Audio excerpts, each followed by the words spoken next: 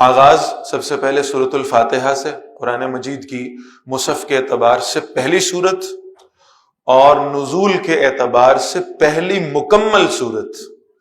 یہ بات نوٹ کرنے کی ہے کہ رسول اللہ صلی اللہ علیہ وسلم پر جو سب سے پہلی وحی نازل ہوئی وہ سورۃ العلق کی ہے، اقرأ بسم ربک الذی خلق، 5 آیتیں نازل ہوئیں۔ اس کے بعد بعض روایات کے مطابق سورۃ المدثر ہے، اور پھر سورہ فاتحہ وہ پہلی مکمل سورہ مبارکہ ہے جو رسول اللہ صلی اللہ علیہ وسلم پر نازل ہوئی۔ اسے الفاتحہ کہتے ہیں، کھولنے والی، اس لیے کہ قرآن مجید کے مصحف کا آغاز اس سورہ مبارکہ سے ہو رہا ہے۔ اسے ام الکتاب بھی کہا جاتا ہے، ام القرآن بھی کہا جاتا ہے، اس لیے کہ ماں سے جیسے اولاد جنم لیتی ہے اور پھر جیسے وہ یعنی انسانی نسل کا معاملہ آگے چلتا ہے، اسی طرح سورۃ الفاتحہ سے وہ مضامین نکلتے ہیں جو پھر پورے قرآن مجید میں ایکسپلین کیے گئے ہیں۔ یوں کہنا چاہیے کہ قرآن مجید کا انڈیکس ہمیں سورۃ الفاتحہ میں نظر آتا ہے۔ اسے اساس القرآن بھی کہا جاتا ہے، قرآن مجید کی بنیاد، قرآن مجید کے اصل موضوعات کیا ہیں وہ اس سورہ مبارکہ میں بیان ہوئے ہیں۔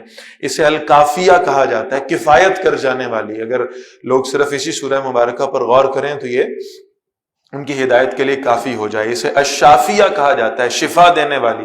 معروف واقعہ ہے کہ بعض صحابہ رضوان اللہ علیہم اجمعین ایک سفر پر تھے، کچھ تاخیر سے واپس لوٹے۔ اللہ کے رسول صلی اللہ علیہ وسلم نے ان سے پوچھا کہ آپ تاخیر سے کیوں لوٹے؟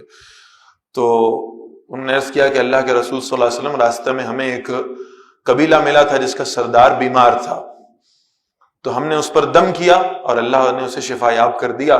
تو آپ صلی اللہ علیہ وسلم نے اس پر ان سے سوال کیا کہ تم نے کیا پڑھا تھا؟ انہوں نے عرض کیا کہ ہم نے سورۃ الفاتحہ پڑھی تھی اس پر۔ تو آپ صلی اللہ علیہ وسلم نے فرمایا تمہیں کس نے بتایا کہ اللہ نے اس سورہ مبارکہ میں ان کے لیے شفا رکھ دی؟ تو جہاں یہ جسمانی امراض کے لیے شفا ہے، وہیں اس میں اللہ نے روحانی امراض یعنی دل میں شرک، کفر، بغض، نفاق کا ہونا، اس سے بھی اللہ نے اس سورہ مبارکہ میں شفا رکھی، اس لیے کہ ایمانیات کا بیان ہے۔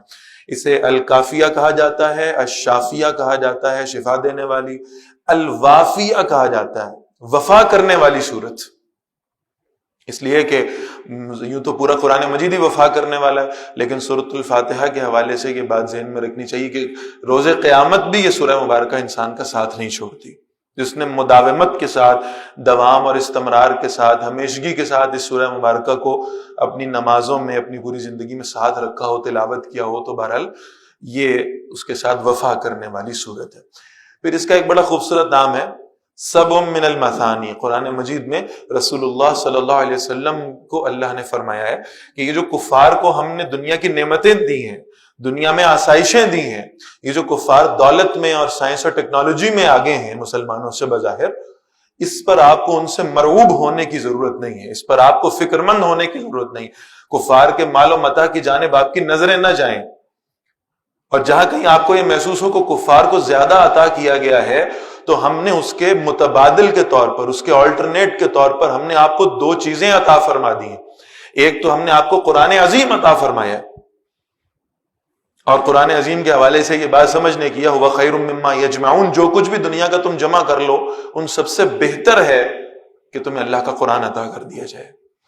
اور پھر قرآن عظیم کے ساتھ ساتھ اللہ نے آپ کو 7 وہ آیات عطا فرمائی ہیں جو بار بار دہرائے جانے والی آیات ہیں، اور یہ سبع من المثانی سے مراد سورۃ الفاتحہ ہے، 7 بار بار دہرائی جانے والی آیتیں۔ اور یہ آیتیں کون سی ہیں؟ سورۃ الفاتحہ کی، اس لیے کہ ہر نماز کی ہر رکعت میں انہیں دہرایا جاتا ہے۔ اسی سورۃ الفاتحہ کا ایک بڑا خوبصورت نام ہے تعلیم المسئلہ۔